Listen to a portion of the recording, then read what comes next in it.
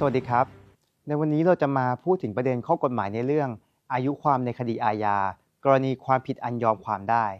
อายุความในคดีอาญาก็คือระยะเวลาที่กฎหมายกำหนดให้ต้องดำเนินการให้ได้ตัวผู้กระทำความผิดมาฟ้องต่อศาลภายในกำหนดระยะเวลาตามที่กฎหมายกำหนดครับ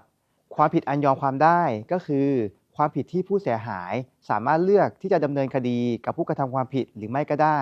และถึงแม้หากผู้เสียหายได้ดำเนินคดีกับผู้กระทำความผิดไปแล้วผู้เสียหายก็สามารถที่จะยกเลิกดำเนินคดีกับผู้กระทำความผิดได้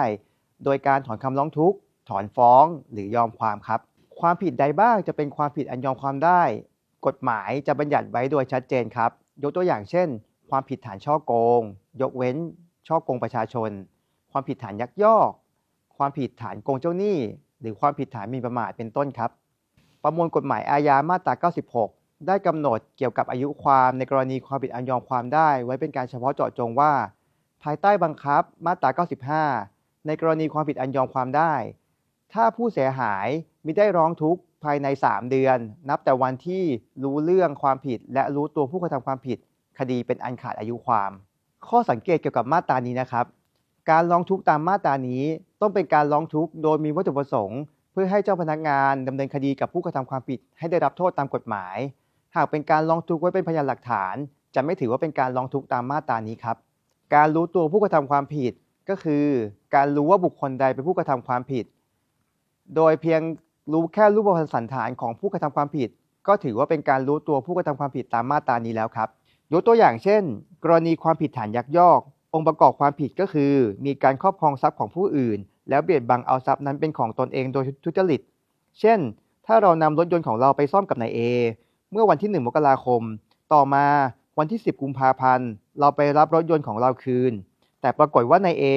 ไม่อยู่ที่อู่ซ่อมรถและไม่สามารถติดต่อได้และในวันเดียวกัน